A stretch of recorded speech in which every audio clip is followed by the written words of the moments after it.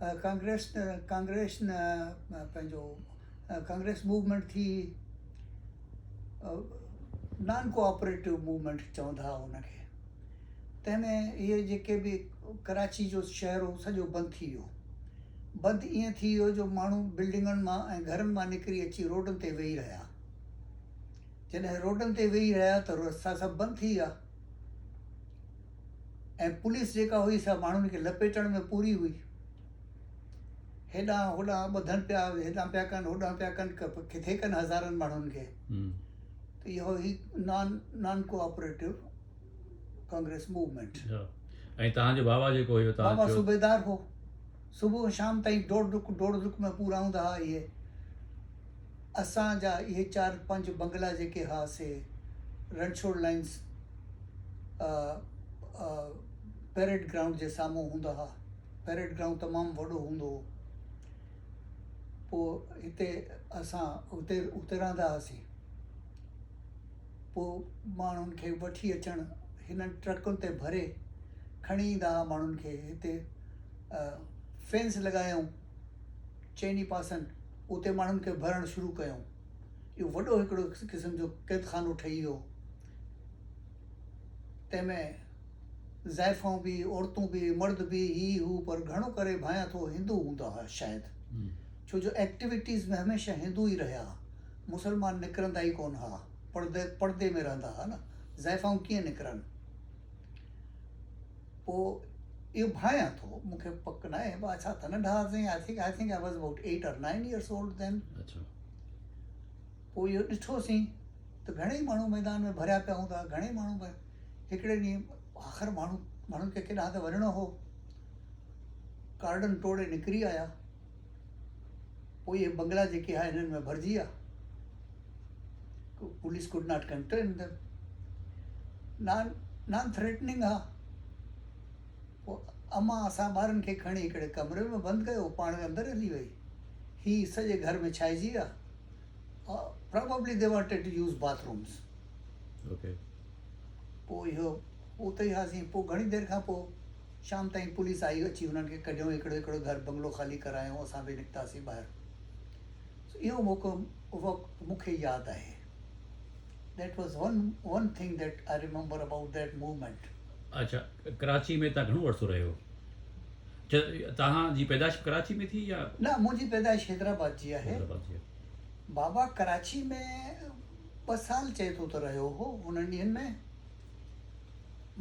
असां उन्हनि ॾींहंनि में मां पाण, मूंखे हलीम जी त ख़बर न आहे, पर मां पाण उन्हनि ॾींहंनि में रणछोड़ लाइन प्राइमरी स्कूल हूंदो हो, हुन में वेंदा हुआसीं असां।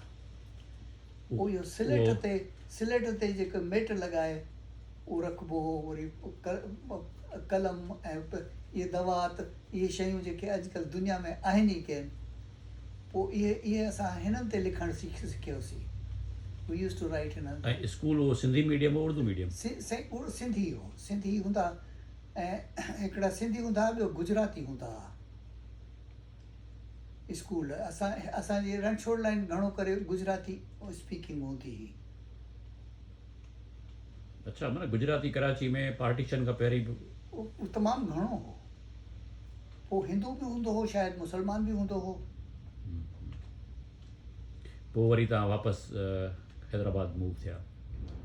हा, छो जो बेस हैदराबाद में ई हो।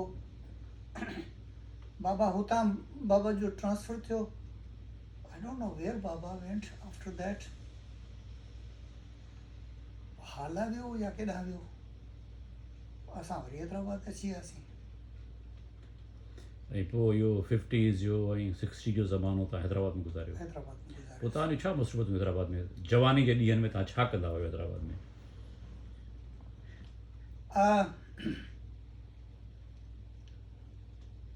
माण्हू छा कंदो हो, का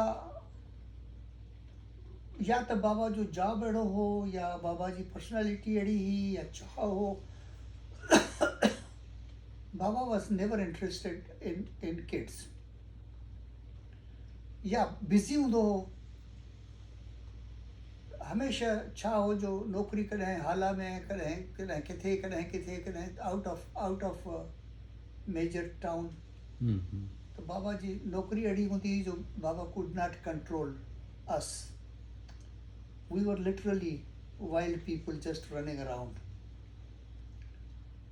असां में पोइ इहो असांजी मस्ती इहा ई हूंदी हुई जो 4 यार गॾु थी कचहरियूं कंदा हुआसीं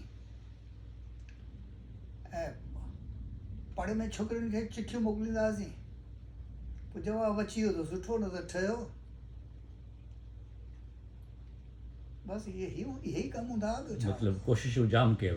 जाम कोशिशूं ऐं कुझु सक्सेस, सम सक्सेसिस टू, छो जो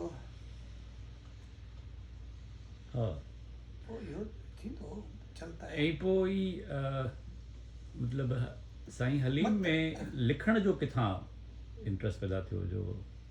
हलीम जी जॾहिं शादी थी त हलीम जी wife, she was already a lecturer or something in government girls school or college, government girls college it was, I think, जेको मथे हूंदो किले जे भरिसां। ओके। She was there. त पोइ जॾहिं हलीम जी शादी थी त पोइ तोखे ख़बर आहे त once you are married, you want to, sometimes you want to have your own life also. Yeah. पोइ भाया थो he started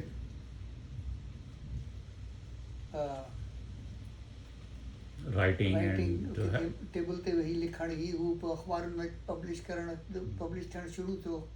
अख़बारुनि में हेॾा होॾा आर्टिकल हिकु ॿ हुन जा आया। He got encouraged. पर हिकिड़ी ॻाल्हि मूंखे सम्झ में कान आई, छो जो मां हुन सां एतिरा वरिया त मिलियो ई कोन हुउमि। I did not know the man. Halim जी सिंधी तमामु सुठी हुई, ॻाल्हाइण में ठीकु ठाक हो, पर जॾहिं हुनखे पढ़ां थो त अहिड़ी मूं सिंधी मां ॿियनि राइटर्स खे कोन ॾिठो आहे लिखंदे। ऐं घर में तव्हां उर्दू ॻाल्हाईंदा हुयो? घर में उर्दू ॻाल्हाईंदासीं। तव्हां सां मिले तॾहिं तव्हां उर्दू ॻाल्हायो पाण में? हा, हुनजी वाइफ बि उर्दू ॻाल्हाए, पर हलीम सिंधी लिखंदो हो ऐं तमामु सुठी लिखंदो हो। That was very nice. And हुन जा अल्फाज़ किथां आंदई, इहे ख़्यालात किथां आंदई, इहा मूंखे ख़बर न आहे। मां हुननि ॾींहंनि में हुते कोन हुउमि एतिरा, 5-8 साल त मूं 8 साल त मूं हुनखे ॾिठो ई कोन। हा, इहो इंट्रस्टिंग आहे। त मतिलबु भाउर पाण में। ऐं अच्छा, हुयो बि तव्हां हैदराबाद में? साईं बि हैदराबाद में हो? मां बि हैदराबाद में हुउमि, हू बि हैदराबाद में हो। तव्हां मिलिया पाण में? न पे मुलाक़ात जो कयो? That's it.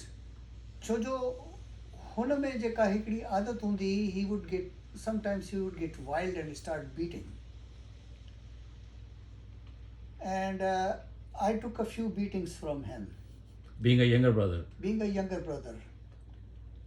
Oh, once he got too wild, हूं तो हो हिकिड़ो हमरा आगा क्रिकेटर हूंदो हो हैदराबाद जो, मशहूरु क्रिकेटर हूंदो हो। सो हू घर ते हो ऐं हलीम मूं ते अटैक कई। Haleem was really vicious that day. उन ॾींहुं मूं डिसाइड कयो, मूं चयो I am not speaking to this guy and I am not living with this guy. असां हुआसीं घर ते इन करे जो पंहिंजो बाबा जी नौकिरी हुई कराची में। बाबा हो इन सेंट्रल इंटेलिजेंस। बाबा जी नौकिरी कराची में। अम्मा हैड गॉन विजिटिंग हिम देयर। असां घर ते अकेला रहंदा हुआसीं। हलीम खे ज़बरदस्त मौक़ो मिलियो हलीम खे मौक़ो तव्हांजी पिटाई करण जो? ॿियो मुश्किल इहा हुई जो हलीम तमामु वेझो हो पंहिंजे सौटनि खे। सलीम बिरोही, इक़बाल बिरोही ज़किया बिरोही जो हस्बैंड, ऐं ॿियो पंहिंजो ॿिया हुन जा जेके 3-4 असांजा सौट रहा, दे were all close two haleem. त मसइलो थी पियो जॾहिं अम्मा बि वई हेॾहीं त मां रहिजी वियुसि पोइ ते छो जो हली मानी त उते वञी खाई वठंदो मां केॾां वञा कॾहिं कंहिं रियलाइज़ कोन कयो मां परेशान हूंदो हुउसि ॾाढो पोइ इहो लाला सेठ फरहान होटल वारो मालिक अम्मा जो नंढो भाउ आहे ही रहता गाॾी खाते में पोइ मां गाॾी खाते ताईं पंधु करे वेंदो हुउमि ॾींहं में हिकिड़ो दफ़ो सदर खां हिन जे घर वेंदो हुउमि मानी खाइणु वंस अ डे ऐं हुनखे बि ख़बर हुई त ईंदो ॿिपरनि जो मानी खाइणु हुनजे घर वारनि खे ख़बर हुई त रखंदा हुआ मुंहिंजे लाइ काफ़ी वक़्तु इहो बि हलियो पर पोइ मां आई स्टॉप स्पीकिंग टू हिम पोइ मूंखे यादि आहे हिकिड़ो दफ़ो ही हलियो वियो जाम शोरे मां हिकिड़ो दफ़ो हुते ही जाम शोरे वियो हुते नौकिरी ते ओॾी वञी लॻो त I was walking I don't know where I was going I was on the ये जेको मिलिट्री हॉस्पिटल आहे CMH सदर वारी हैदराबाद वारी I was walking on that path त पुठियां कार आई अची भरिसां बीठी ऐं हलीम चयो मूंखे कहाँ जा रहा है मैं छोड़ दूँ मूं हुनखे ॾिठो मूं चयो I don't want to talk to you get out हू हलियो वियो सेकेंड टाइम जॾहिं I was at cafe George उन ॾींहंनि में मशहूरु रेस्टोरेंट हूंदी हुई मां कैफे जॉर्ज ते हुउमि सेठ सां ॻाल्हाइण पिए काउंटर ते त हलीम आयो चई I want to shake hands चयो I don't want to shake hands I have broken relations with you and I don't want to start them again. थोड़ी देर ॾिसंदो रहियो पोइ हलियो वियो then we never spoke again. Wow ऐं पोइ वरी तव्हां ॿुधायो पिए त घणनि सालनि खां पोइ तव्हां अचानक हुननि जे घर विया हिकिड़ो दफ़ो हा मां वियुमि त हुनजी he was I had just I don't know why I walked into his house. I just walked into it. मुझे छा कंदो भला विढ़ंदो न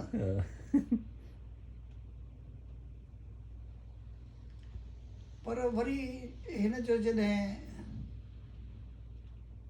हिन जे इंतकाल खां भाया को 2 साल अॻु मां वियो हुउमि पाकिस्तान त हिननि जे घर ते वेठो हुउमि त भाभी चयो अभी तुम यहाँ आए हो मैं कराची जा रही हूँ मैं कल आ जाऊंगी खुदा हाफिज़ भाभी निकती हली वही सदर भाई जेका बस जले डायरेक्टली टू कराची मुझे ठीक है हली मैं मां हुते वेठासीं सॼी राति कचहरी कईसीं उन राति we talked books, we talked philosophy, we talked thoughts, we talked वो तो तेरा दिमाग ख़राब है तेरा तू पागल हो गया है हलीम जी जीअं लैंग्वेज हूंदी हुई तो चुतिया भैंचो ठीक है जैसे भी है चलता है वही we had good discourse that night ॿ या 2:30 थी विया पोइ चयोसीं हाणे त सुम्हूं अञा वञी मथो टेकियुमि त हली रड़ियूं करणु शुरू कयो आई कांट ब्रीथ मेरा सांस अड़ी भेण चयो हाणे मां उथी बीह रहियुसि मूं चयो मां हिनखे राति जो 3 बजे हिनखे छा करे हमरा खे पियो आहे अखियूं फाड़े चई मां साह नथो खणी सघां हथ लाइ ॾिठुमि त नब्स हुनजी सफ़ा he was down on blood pressure I didn't know what to do. मां हितां निकिरी साथ वारो घर जेको सो नई मुंहिंजो नंढे भाउ जो दर खड़कायुमि हुनजो ठक ठक ठक ठक ठक ठक ठक ठक कोन खुली फ़ोन अची हिन जे घरां कयुमि हुनखे कंहिं कोन खयो ठीकु आहे वरी ॿीहर वियुसि दर खड़कायुमि त असांजो घर जेको मथियों हो सो शायदि रेंटेड हो आई डिडंट नो दैट मथियां हमरा हिकिड़े हकल कई चई त छा आहे केरु आहीं मूं चयो हली मुंहिंजी तबियत ठीकु न आहे, मां हिन नई मूंखे जॻाइण जी पियो करियां। चई मां अचां थो। आयो हेठि, चई मां मेडिकल कॉलेज में पढ़ां थो। हलीम खे ॾिठई, कागज़ कलम खणी हिकिड़ी लंबी लिस्ट ठाहे ॾिनई, चई ही दवाऊं वठी अचु। मूं चयो किथां? चई मेडिकल स्टोर तां। चयो कहिड़ो, किथे आहे स्टोर? चई तोखे ख़बर न आहे? मूं चयो न, मां 2 ॾींहं थिया आहिनि हैदराबाद आयो आहियां, मूंखे हैदराबाद जो घिटियूं सुञाणा ई कोन। चई then I can't help U. पोइ हिनखे सिविल अस्पताल खणी वञ। हाउ? त का गाॾी न को, मोटर न को, मूंखे ख़बर ई कान पए। हाणे ॿियो हिकिड़ो हमराह हुते मरे पियो, हुनखे मां कीअं हुनखे डील करियां? हीउ उथी हलियो हुयो छोकिरो सिंधी जो। हा, मां वरी ओके, मूं हितां डोड़ पाती डॉक्टर नूरुद्दीन शेख जे घर ताईं। हुते जी दर खड़कायमि। राति जो 3 बजे को हमराह दर पियो खड़कायो त डॉक्टर छो खोलींदो? चरियो थियो। वरी मोटी आयुसि, हिनखे ॾिठो मां, अञा ताईं जीअरो आहे। वरी वापसि भॼी वियुसि, वरी वञी दर खड़कायमि त गाॾी हिकिड़ी अची लॻी। ओॾी महिल 3:30 खनि थिया। हुन मां डॉक्टर नूरू लथो, एजाज़ शेख मुंहिंजो brother in law. Ejaz Sheikh heart cardiologist आहे। एजाज़ शेख लथो। मूं चयो हीअं किसो आहे त एजाज़ चयो मां हलां थो।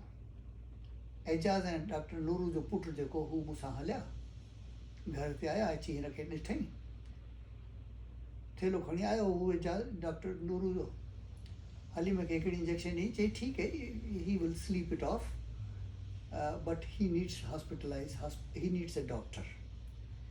मुझे यार कहाँ जाना है, मेरे पास तो गाड़ी नहीं है। चई विल टेक केयर ऑफ दैट। पोइ नूरू जो छोकिरो ही गाॾी खणी आयो, हलीम खे खणी गाॾी में विधोसीं। मां पुठियां वेठुसि, हलीम जो मथो मुंहिंजी गोॾ में। रही वियासीं सिविल हॉस्पिटल। गेट बंदि। ठक ठक ठक ठक ठक ठक ठक ठक। 1/2 कलाक खां पोइ हिकिड़ो हमराह आयो। वाओ। चई साईं डॉक्टर त घर वियल आहे, चओ त सॾे अचांसि। अड़े बाबा। पोइ हुन छोकिरे चई प्राइवेट हॉस्पिटल आहे लतीफ़ाबाद में, ओॾे हलो भला। पोइ वियासीं, ड्राइव कंदा सिधा प्राइवेट हॉस्पिटल। हुनखे नई हली मूंखे लेटाए करे इंजेक्शन हेॾां होॾां करे मूंखे ॿाहिरि कढी छॾी। पाण हुन सां डील कयईं।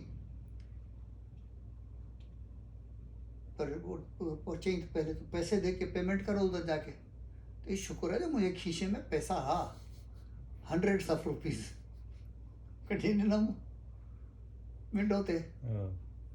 पैसा ॾेई करे हुनखे जान छॾाए। हलीम जो हू थियो। फ़ोन कयुमि कराची भाभी के कि ऐसे हो गया है। भाभी चयो मैं आती हूँ। हाणे ॿिए ॾींहुं मुंहिंजी फ्लाइट हुजे शाम जो। मूं चयो आप आओ तो मैं कराची जाऊँ, मैं have to go, I am sitting in this dispensary hospital. पोइ आई भाभी 11-12 बजे ताईं पहुती। मूं हुतां कल्टी खाधी सिधो कराची। ये कहिड़े साल जी ॻाल्हि आहे? साल यादि न रहियो, न पुछंदुसि। ऐं तव्हां घणनि सालनि खां पोइ विया हो पाकिस्तान उन ॾींहंनि में?